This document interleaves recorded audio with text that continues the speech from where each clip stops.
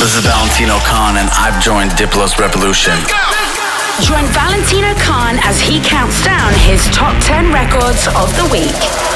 High Power Radio on Diplo's Revolution, Sirius XM. High Power Radio out here on Diplo's Revolution.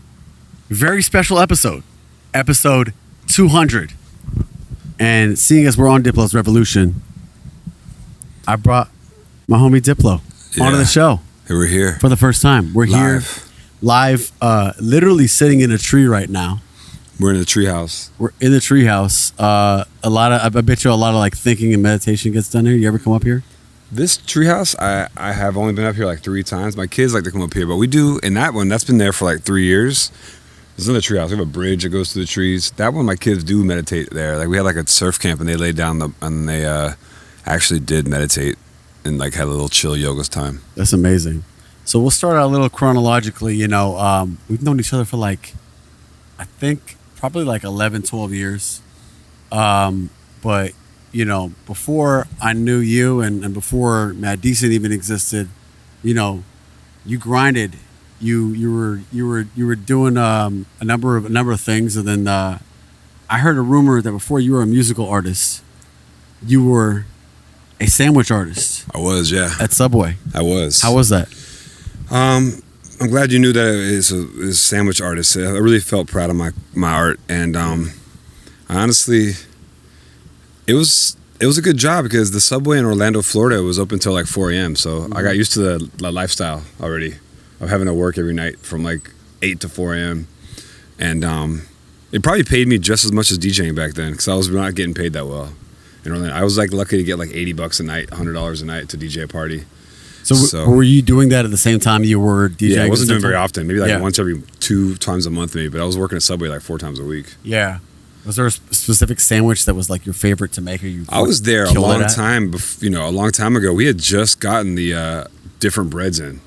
Oh, like at the time it was just the white. Before they put the yoga mats in the breads. Yeah, is that what the smell is? Well, they got in trouble.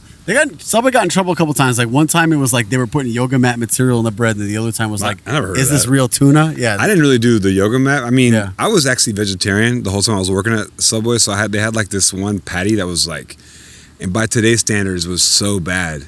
It was like the worse than the Beyond. It was like but like Beyond is so much above that. I eat meat now, like no one knows, but back then they had this one patty that was really terrible, like really bad. I used to only eat that, and I probably got fat because that's probably like it's probably so many carbs you eat. It was just like the white bread and like that patty. You're eating bread with every meal. Or I would just have a sandwich with just spicy with just all the toppings and no meat. And then I'll tell you what. I was a hustler back then. I stole so many Sub Club cards. I stole the whole roll of stamps, and I had probably enough Sub Club cards to go cross country. I did that. I had like maybe 200 cards with sandwiches, free sandwiches. So I go to any Subway. Could you slang those as like a side hustle? I wouldn't sell them, but I was for a while. I was kind of homeless, and I was going to like this rainbow gatherings, which is like Burning Man for poor people and criminals, and I would go and hitchhike to them and like find people to give me rides out. And I was like, this is like when I was 18, 19, and sometimes I'd ride trains, and sometimes I'd just hitchhike, and then got a ride home. And I made it to Nashville. I only did the West Coast to East Coast once, and by the time I got to Nashville, I was so tired. I took a flight to Daytona. It was like really difficult to get in the South. You don't want to hitchhike. It's a little bit dangerous. Yeah, I don't know. I've only seen this from film and television, so I'm like stereotyping. It's very serial killery. Hey, you need a lift. And even for dudes, it's very rapey to hitchhike if you go like south of like Kentucky. It's just kind of scary. So was this now the other job I know you worked back in Philly? Was you were a school teacher at one point? I was. Was this before or after that? Oh, this is way before that. That was when I was like 24. This is like 4 or 5 years before that. By the time I was in Philly, I had being a Subway artist, a sandwich artist was way like below me at that time. Way below me. No, I'd already done that. That was like a rough job that I wouldn't recommend anybody doing. There's also no like, there's not like any goals to make. You have to like to be a manager. You have to work for like 5 years. Can you imagine that job? And then above a manager, like you actually have to like franchise. Yeah, I wasn't gonna like go corporate at any time doing Subway. So. Plus, the one we had in Orlando, we got robbed like every 2 months. We get like robbed at gunpoint. So shout out the Orlando subway. It was on Colonial Boulevard and I think Mason Avenue. It's a landmark location now. Yeah, I would hide in the refrigerator when the people came to rob us, and then there's one the fridge was that crazy big? story. One of the guys from I think NSYNC or was dating one of the guys that worked with me, my coworker, and I think he came after a concert. All those boy bands are from Orlando. Yeah, like O-Town and I think maybe even NSYNC might have. Yeah, Backstreet Boys are from Orlando, I think. Yeah. That's crazy. It was a vibe. How was it like doing the teacher thing? The teacher thing was cool. I mean, that was a job where you felt like you have a purpose, which is cool. That's all you should really want. When you're a young person, you get jaded when you do work for a corporate job or whatever it is. You don't feel like, when was the last time you had a job? I put all my eggs in one basket and didn't. You never had a job ever? I did. I had an internship at an ad agency. Like that was the last job I worked at. So how miserable is that feeling though? Like when you're just working, you're not even getting paid, so it's even worse. Yeah, it was all good. I wasn't super mad at it. It was more about I don't know. It sounds like a better job than Subway, honestly. I'm not. You don't get to talk about this. You don't have a real job. But as a person that worked for the slum jobs of America, it was really. I know you don't want to be there. And I was motivated by. I just knew I wanted to do big things in my life, and if you work in a job like that, it feels like that just tears down all your aspirations. Yeah, it's like defeating every time you go in. Yeah. Yeah. More with Diplo after the break right here on High Power Radio. Back again, High Power Radio, out here with my friend Diplo. Our feet are really close to touching. I'm sitting in my peripheral, playing footsies in a treehouse. Some big boy shit. I want to ask you, and I believe I brought this up to you once. I brought it up to Dylan once, Dylan Francis. Do you remember playing a show in February of 2011 at a place called The Proud Bird? Yes, I remember that show very well. What do you remember about that show? Because I'll tell you, this show was my first introduction to dance music, basically. My brother got me into dance music, and he was like, yo, come to this show. This dude Diplo is playing. And I knew of you because of the MIA stuff, and also because you did a Bartman remix where you put Kinfolk Kia Shine Crispy beat under it. But so I said, okay, cool. We got to play that later in the show. Yeah, we'll play it for sure. That's online. Yeah, it'll be a rare cut.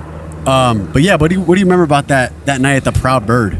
Big shout out to Neo Fresco. I think he booked me on that show. It was a Just College promoted event. Yeah. So I think he went to college because that's LMU.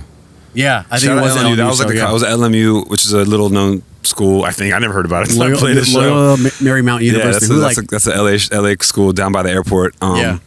Proud Bird. So I remember Dylan. I invited Dylan because I think we were working together. He was actually producing some stuff for me at the time. And he had just put out the West Side EP. Yeah, he did the West Side EP, and he had helped me do a dubstep remix of Kelly Rowland at the time. I gotta put hear out that it's was not that one of my best songs ever. And then look at this. What's drip? Oh, someone's water pipes are just dripping into my backyard. Look at that. We got water damage out here. Look at that. It's like the neighbor's really fucking my shit up.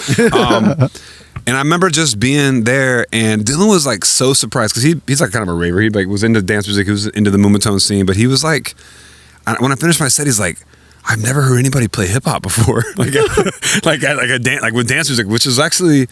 I kind of get it because it was like you did dance music or you did hip hop. You didn't really mix it together. But I came from the East Coast and we did that really well. Like that was where our parties were like that. Yeah. Did she do okay? She did 3 minutes. Good. She's a real one. The rest of you guys are pussies. People out here doing cold plunges, and Wes is really keeping them in check, making sure they're doing proper technique when they're going in the water. Yeah. But I remember about that show. Your set, you play. It was really hot. It had carpeted floor. There was no ventilation, and you played in there. And sweaty. Your laptop, I believe, overheated, and then just like the show was over. That was it.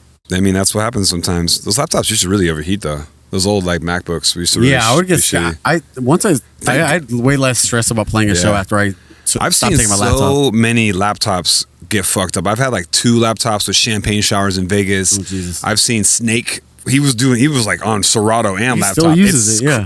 That's like fucking because crazy. You gotta worry about the vinyl needle. Yeah, everything. There's so many problematic parts. I mean, even working with I feel like even with a controller is like always problematic. Like that video you shared with me today with Deadmau5. I feel like every time I play back to back with like Guy Gerber or whatever, I'm always like I have to mix and I have to look at his pitch. I have to time it because there's no way to blend.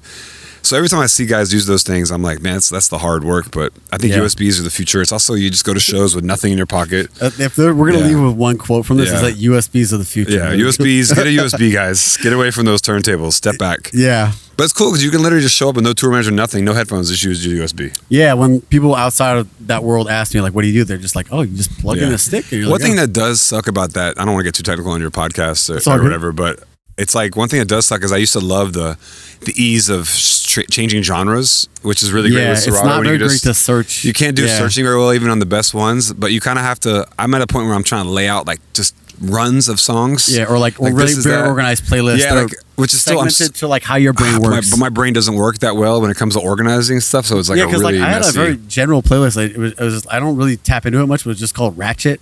But it had like New Orleans bounce, but then also like City Girls, and then like. So it was just you like, just have little runs. Like here's like the 4 records. I learned that when you play with like Wall Street Fire, like dancehall guys, they have like runs of like they juggle like they call it juggling. They juggle like 14 records in like 2 minutes, and they move to a different thing. Like they go to reggae, to dancehall, different eras of it, and then like a little hip hop, and that's very like Florida style the way to DJ. Yeah. So I learned from that style, but then which I can do. Like I did it with Am Piano last night. We did a couple like juggling where we played like 4 records quick. But you got to do that too because you need that energy is unparalleled. When you have an MC and you juggle quick, it's better than any giant break. But you can't do that for a whole show because people get annoyed for someone screaming for an hour. But if you can run it like Major Lazer, we have like 3 or 4 segments in our shows where we do that, which really works. Yeah. Speaking of the future and pioneering a lot of different sounds and mashing them up together, I want to talk to you about Mad Decent, and you've been one of the most helpful and important figures in my career personally. First real release I had was a record called Ruckus. Shout out Will Bailey. Yeah, produces as Low Step, and now big record, Moombahton record back then. That was the first proper release I really had. Yeah. So I've always appreciated you, and then I've seen you play a similar role in a lot of other careers where you're finding people that are just fresh out, like just on the come up. Fresh out of jail. Yeah, that's what it sounds like. Like, you get them off a roll. Like, hey, maybe you can't get a job because you're a felon. But why don't you work on some productions for us? Yeah, exactly. It's like Homeboy Bakery, but for like musicians. Yeah.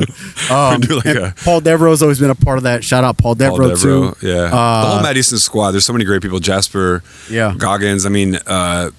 Dylan was one of our first big artists on there. You as well. I think that whole Moombahton scene was such a cool vibe because it was these Dutch kids, actually the Virginia DC kids actually invented it. Yeah, like Dave Nada and like, Titsworth and Billy Gent, Long Johns, and then, but it was a play off the Dutch sound, and then it really kind of like was cool because America still wasn't investing in house music too well. So all these little tweaks we did on it helped us break it in different places. Like the Moombahton, like the Mexican kids in Southern California fucked with it hard. So every little piece of the scene, and shout out all my Latinos in California, because when you go to a party, it's probably 90% of them raging, 100%. And they're like the whole reason we have a living pretty much, for this man. job. Like, I am like indebted constantly, and you're right. It came from that Moombahton era. Like I still have people come up to me like, yo, I went to your...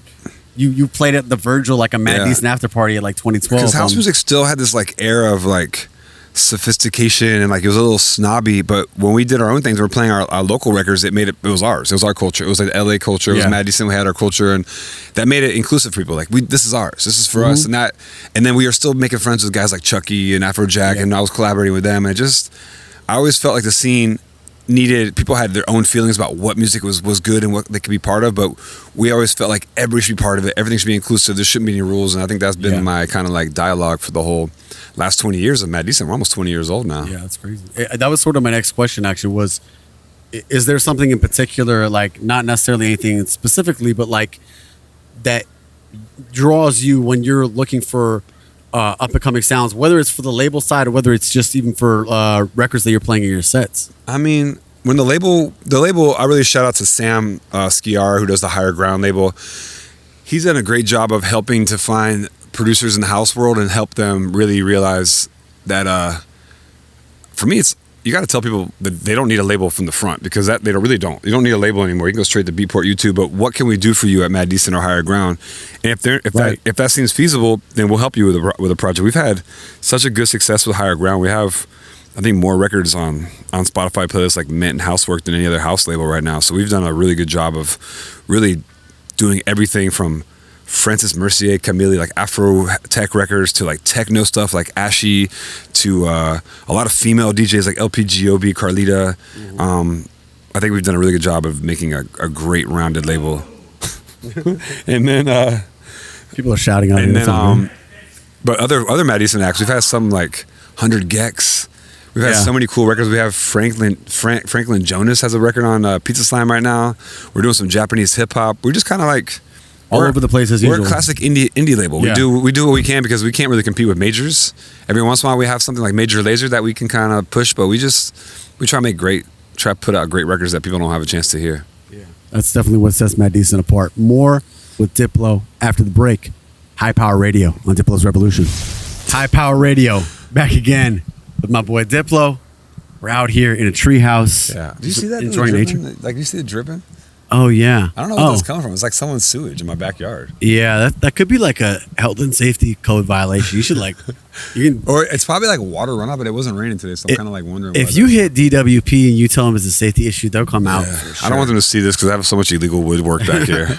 All right, no, JK. This is all licensed and shit. Rock solid. Yeah, the stairs would look creaky, but one of the most impactful shows of like. In terms of letting me see the world, came through you. I mean, one of the most well-traveled people. So I want to talk about your travels. Like, I would say for me was playing in Pakistan together. What do you remember about that? That was a crazy. You were the weekend. First one, right? The first and one. Then you went back again by yourself. I didn't go. No, Chrome Sparks, who played with us, actually did go back. I was just with him yesterday, actually. The first one we did, I did 2 of them there. The first one was Elephant with us. Elephant was not with us. She was the second one. Second one, yeah. So the first one was like Islamabad, which I didn't realize that's like a smaller city actually. Karachi is like the big city in Pakistan, but we still did like 3,000-4,000 people, and it was like a very sketchy time.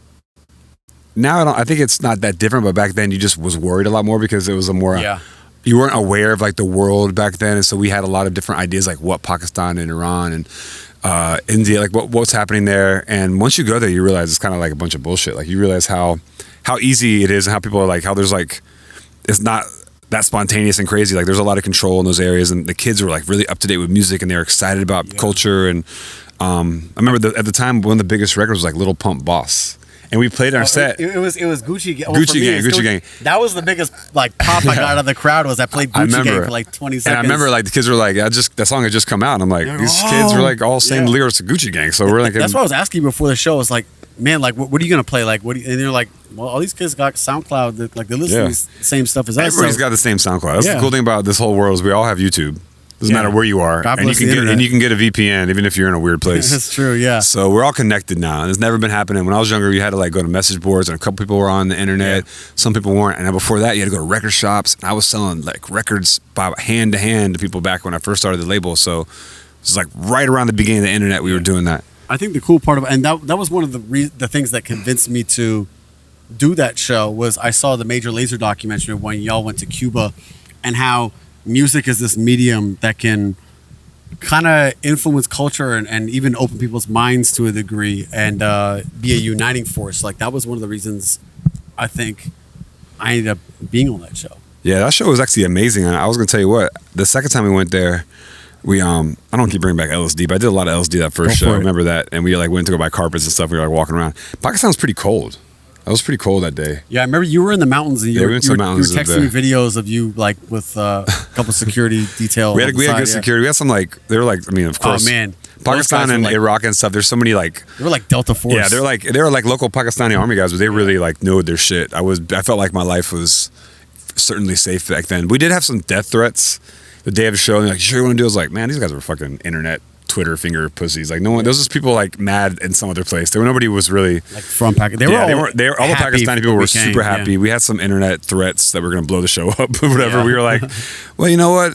If we go that way, that's kind of that's a sick one. Yeah, it's a cool story. We did one last show, we blew up, but Now, joking aside, I really felt like the next trip we went to Pakistan. I was with Elephant, who's like this young Swedish girl, and she ended up staying. I was like, we're gonna go back now. Stay extra in Pakistan. I had to go to like the Eagles game actually the next day because they were in the Super Bowl, and she was like, I'm gonna stay a week. And we introduced her to some friends, and she like had the best trip ever. She like went by herself, that's dope, hiking and camping all through like the Kashmir mountains, and like she told me it was like nobody was there, but just the most beautiful rivers and camels and fucking like snow leopards and shit. She saw the craziest shit. So that's amazing. You know, I don't know if everybody's should go to Pakistan vacation, but it was I had a great time there. They were very hospitable. I mean, I know you traveled damn near everywhere in the world. I want to ask you about two things. I'll give you a two-part question. Tell me a little bit about your travels in India. You were riding on a motorcycle around there and just exploring India for a while, just at a young age. And then, is there anywhere else in the world that you haven't gone yet? You've pretty much gone everywhere. I mean, India was a really big part of my life because that was the first place I went internationally ever. And I just left Florida. I just got a little money. Spontaneously? Yeah, I had a friend there that was in the Army, and he went AWOL, and he's like, yo, come here. And little did I know, he just tried to sell me his motorcycle because he wanted money to leave. So I went there and hung out with him. And he was like, show me I had like $300 about his motorcycle, but he just bounced after he showed me how to drive it. That's amazing. And we spent like 2 weeks with me. He was dealing a little like hash or whatever to other tourists and stuff in New Delhi. And I just kind of hung out. And then back then it was like really raw. Like there was no tourists. There was backpackers and shit, but there wasn't like the nightlife. Like, you know, you've been to probably Mumbai now and done parties. It's like, it's bigger than New York City. Like it's like there's parties going every night till 4 or 5 a.m. And back when I was there 20 years ago, there wasn't even like women out after night. Like there was not, you wouldn't even see women going out to bars or dinners. And so it's changed a lot in those 20 years. I remember just having the best time of my life because I had no responsibilities. I just had a backpack and a towel and like a couple rupees and just rode a motorcycle around and bought records. And I spoke a little Hindi and went to buy vinyl everywhere. And I made a living off of that for a couple weeks where I just bought vinyl and sold it on eBay. That was kind of like my hustle back then. And shout out India. I think it really shaped the person I was because when I went there from Florida, I just was like, I saw the world in such a crazy way. It was so like culture shock. It's just leaving there and seeing like only having the black and white, and all of a sudden you have color. You know, it was that kind of experience. Yeah. And then real quick, is there anywhere else that you haven't gone yet? Well, we've done a lot of shows in Africa. We had a really big following in Africa for Major Lazer. So we did like Uganda a few times and Kenya and even Rwanda and Mali. Not Mali, we did Malawi, not Mali. I'd love to go to Mali. South Africa, Nigeria. But I think I've been to like 10 countries in Africa, and I think there might be something like 45. Made that number up, maybe fixed it. But there's so many parts of Africa, and Africa is so huge and so diverse that I'm going to Morocco for my first show next month, in Egypt as well this year. So some Africa and maybe go hit up Antarctica, you know? Yeah. We did a show in Greenland once. That was crazy. How was that? I did a Halloween party in Greenland at a U.S. Air base. That's like on the border of Russia. That's where like it was during Trump administration. Space Force was based there. So like that's a real thing. Yeah, we went to the Space Force. They had like their own patches and stuff because they were like rocket. Did they tell you what they do like day to day? Yeah, there was like a lot of officers. I mean, Space Force is a real thing. It's the fourth, or is it the fifth like part of the American defense? We have Army, Marines, Navy, and Space Force. So there's 4, which is crazy. That's amazing. Yeah. Yeah. Well, shout out Space Force. Shout out Space Force. More with Diplo, High Power Radio, coming up after the break. High Power Radio, back hanging, episode 200 of the radio show on Diplo's Revolution. And we're here with Diplo. Hanging and swinging. Hanging and swinging, figuratively and literally. I remember the first studio session I ever did with you. I believe I asked you this question. And you're one of the few people I can relate to as someone that was like always versatile, trying different genres of music. You, under the Diplo moniker, have just done everything from Moombahton to house music to country music, trap. You've literally been all over the place. Did you find, especially early on in your career, that versatility was a bit of a gift and a curse in terms of people trying to understand you? Yeah, I mean, at this point, the fans are just, if you're going to be a Diplo fan, you're really in for a roller coaster ride. You might have to just jump off it every once in a while because you're not like, we're going to this now. Like, you know, we did that song with Lil Pump for the for the Deadpool movie. Deadpool with French Montana, which is one of the biggest songs I've ever been part of now. You know, it's like, and it's just it's crazy, but like that was like in our trap era, and then I did country on the same label like a year later. And in the meantime, doing some house music and whatever else, and just producing other people's records too. Like I was doing LSD at the time, but the album, not the drug. Yeah, I remember when I was working on the Welcome to the Party record with you. It was like at the same time, I believe you started to do the stuff with Sia. Yeah, Labyrinth. we were doing Sia, and I've always been writing with Sia for years. So I've just been lucky to meet great writers just in my time. Do you know Sia's first writing credit I have with her is "Hold On" by Rusko.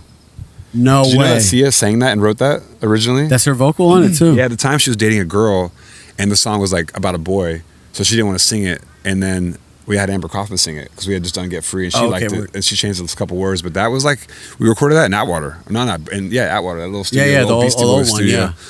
So it's been a journey, man. Coming to LA was a great thing because I had all these writers and people just like connected from years, but on one end, it's a curse maybe because it's hard to like shift your attention because like the algorithm is so slow. So if I'm moving to like the country format, which I'm just like got people to check out my my clips for higher ground parties or whatever, it's hard to like change the momentum, which I've got to do at the moment.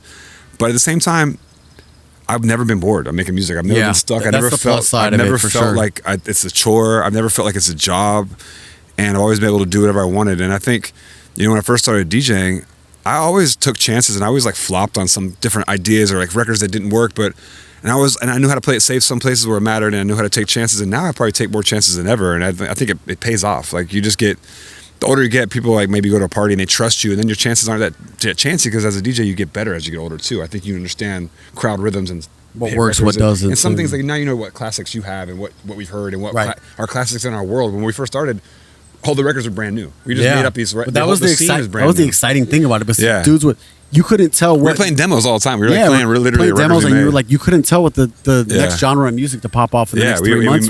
We got influenced by it, and we changed a little bit of it, and we were like morphed into something else. And that was a good thing about music. It always mutates. But the thing is, I started my music career with a DAW. Like it was Cool Edit Pro, and it was like a little bit of Logic. So we started in the world was just like, we weren't musicians. We started with a computer laptop from the beginning of our career. So everything was game. If you're a guitar player, you're gonna have to move to that guitar genre, and maybe you can move from indie rock to blue, whatever it is, but you're gonna stay in that kind of format. As guys who work on hardware, anything that had synthetic drums was our genre. So it's like a cheat code. Like we really could do anything. It could be like, and now I'm like tracking like live drums when I make my records, So it's like I moved on to that, and just I'm so glad that the freedom and the imagination that comes with working on an Ableton or whatever DAW you work on is astronomical because it's everything is your oyster. You can make whatever you want. There's no rules. Yeah, I mean, as someone that's jumped around from genre to genre, I got a question: is there anything that you've worked on that you wanted to see the light of day but never got released that you feel like is fire and you wish the world could hear it? I mean, I made some really bad dubstep records that no one should ever hear at the time. Like I just one record that's a remix called Sundays 4 Floors by Sundays Girl that's still like not on streaming services. It was like something I made in Ableton that was like badly mixed, but people every once in a while hit me on Instagram like, why don't you get that on the DSP? He's like, why don't you get that? And I'm like, I don't even know what label that was on. It was like something I did for a friend, but it was like on YouTube and it gets a lot of plays. So it's like there's some I was like really flirting with I thought dubstep was so cool, and like the Rusko days and the Skrillex, just amplifying everything with like the rock star attitude, like groundbreaking sound. But at the time, when it was like going from like the Rinse FM hyperdub era darkness, which I loved as well, like Benga, Koki, Scream, into like the America cartoony world, which I loved even more because it was like remember Day and Night Rusko remix? Yeah, of shit course. Like that, like Pro Nails, like those things were so fun. Like those like took over a party like you've never seen. So I was really excited. One of Mad Decent's first compilations was a dubstep compilation, and it's so crazy. We have No Limit to Your Love by James. What's that? I know what you're talking about. Oh God, I know James. Oh my God, it's so embarrassing. We had James Blake on the same compilation as Rusko because it was like at that time that everything was dubstep. It was all just like 140 with a sub.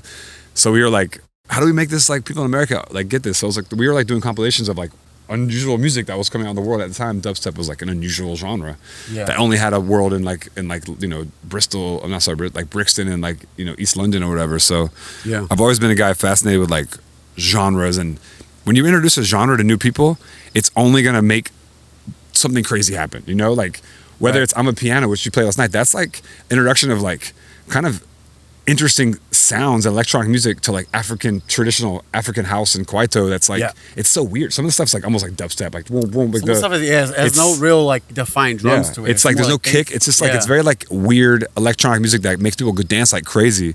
So like that came from just South Africa being so open to different genres. I mean, like that's what makes me fascinated and love music, is when it changes and when it mutates, and like when you have places like Africa or like Mexico. Remember Tribal Monterrey? Like all these things that were like these weird scenes that just came out of nowhere because kids liked a certain style and they made it their own.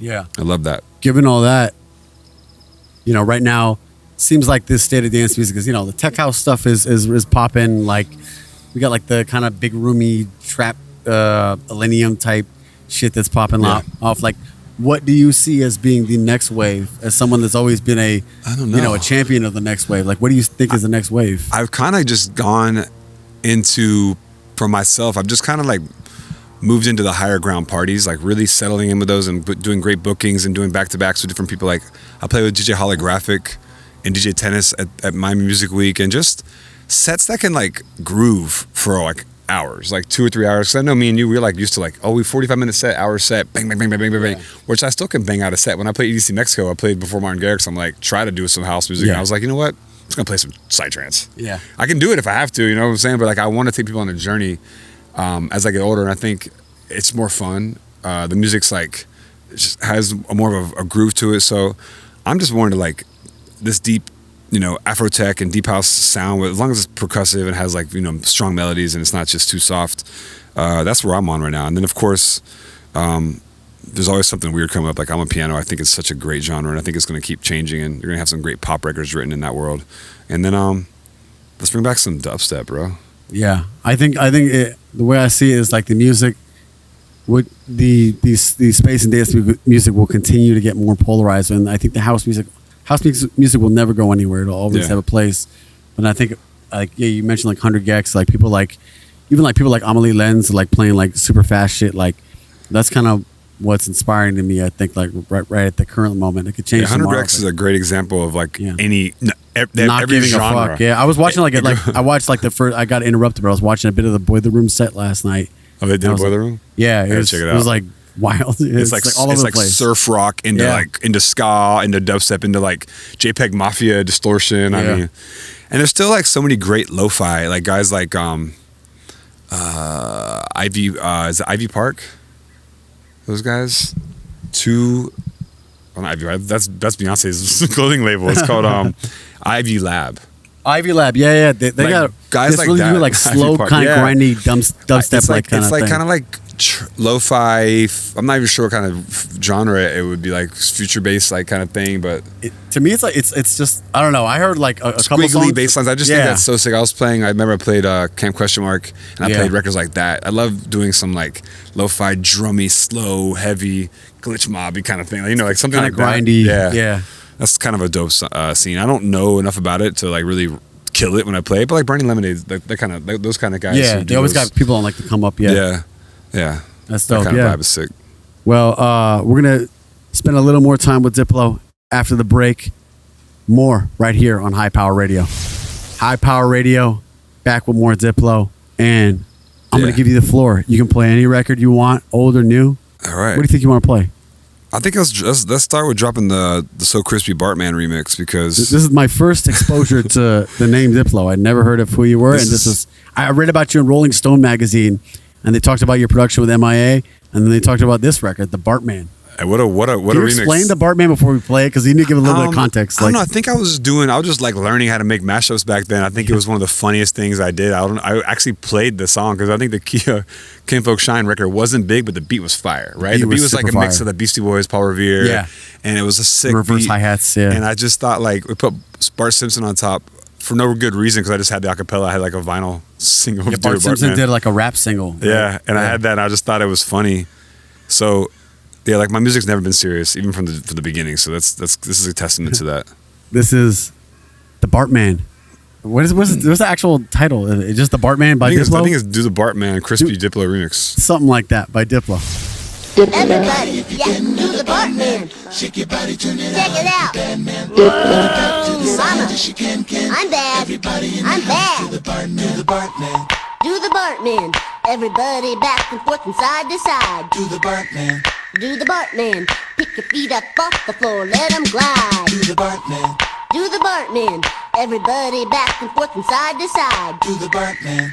Do the Bartman. Pick your feet up off the floor, let them glide. Yo, hey, what's happening, dude?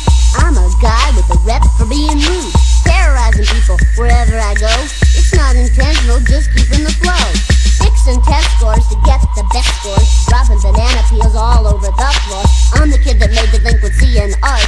Last name Simpson, first name Bart. I'm here today to introduce the next phase, the next step in the big Bart place. I got a dance real easy to do. I learned it with no rhythm and so can you. So move your body if you got the notion. Front to back in a rock-like motion. Now that you got it, if you think you can, do it through the music, that's the Bartman. Everybody, if you can, do the Bartman. Shake your body, turn it out if you're Batman. Front to back to the side, yes you can. Whoa. Everybody in the house, do the Bartman. It wasn't long ago, just a couple of weeks. I got in trouble, yeah, pretty deep. Homer was yelling, Mom was too, because I put mothballs in the beef stew. Punishment time in the air lurks gloom. Sitting by myself, confined to my room. When all else fails, nothing else left to do. I turn on the music so I can feel the groove. Whoa, I'm feeling the groove now, baby. Bring it back. Whoa, to the Bartman. Whoa, Lisa. Ha! If you got the groove, you gotta use it. Rock rhythm in time with the music. Check it out, man. If you can do the Bart, you're bad like Michael Jackson. Everybody, if you can do the Bartman. Oh yeah. Shake your body, turn it out if you're Batman. Shake your body. To the side, yes you can. Everybody in the house. Yeah, do the Bartman. Everybody, if you can, do the Bartman. Shake your body, turn it out. Check it out. Whoa, Mama, I'm bad. I'm bad. Do the Bartman. Do the Bartman. Everybody back and forth from side to side. Do the Bartman. Do the Bartman. Pick your feet up off the floor, let them glide. Do the Bartman. Do the Bartman. She can do it, you can do it, so can I. Do the Bartman. Do the Bartman. Now here's a dance beat that you can't deny. So I'm in the house, feeling good to be home, till Lisa starts blowing that damn saxophone. And if it was mine, you know they'd take it away. But still I'm feeling good, so that's okay. I'm up in my room just singing a song. Listen to the kick drum kicking along. Yeah, Lisa likes jazz, she's her #1 fan. But I know I'm bad, cause I do the Bartman. Everybody, if you can, hey everybody, need I remind you? I to the side, yes you can. Everybody in the house, do the Bartman. Do the Bartman. Everybody back and forth and side to side. Do the Bartman. Do the Bartman. She can do it, you can do it, so can I. Move your body if you got the motion. Front to back in a rock-like motion. Move your hips from side to side now. Don't you slip, let your feet dry now. If you got the groove, you gotta use it. Rhythm in time with the music. You just might start a chain reaction. I'm the Bartman. Everybody, if you can, do the Bartman. Bring it, baby. Shake your body, turn it out if you're Batman. Oh yeah, I'm bad. I'm real bad. Everybody in the house, do the Bartman. Whoa, I'm bad. Do the Bartman. Shake your body, turn it out if you're Batman. Front to back to the side, yes you can. Everybody in the house, do the Bartman. Oh yeah, you call that jam, do the motion. Shake your body, turn it out if you're Batman. Front to back to the side, yes you can. Everybody in the house, do the Bartman. Everybody, if you can, do the Bartman. Shake your body, turn it out if you're Batman. Beat your heart out, Michael. Everybody in the house. You can't touch this.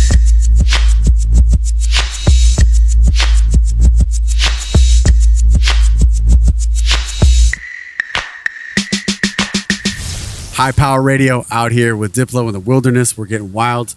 Let's play another record you want to play. What do you want to have the people listen to right now? Let's drop BTSTU by Jai Paul. Let's get into it right now. BTSTU by Jai Paul. High Power Radio.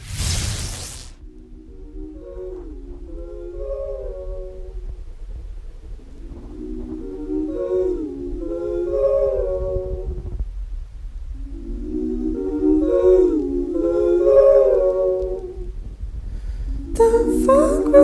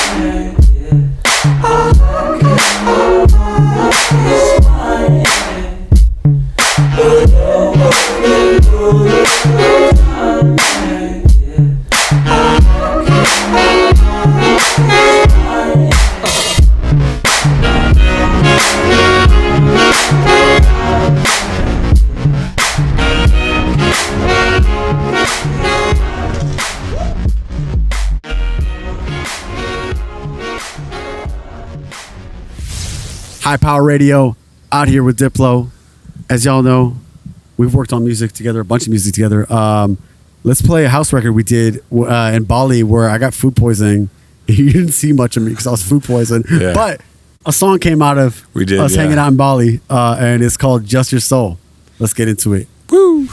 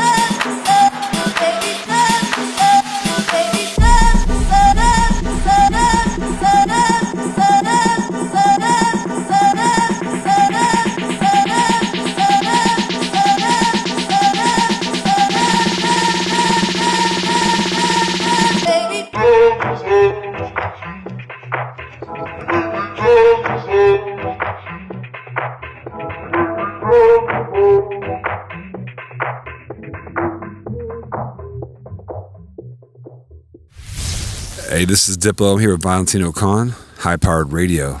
Let's go.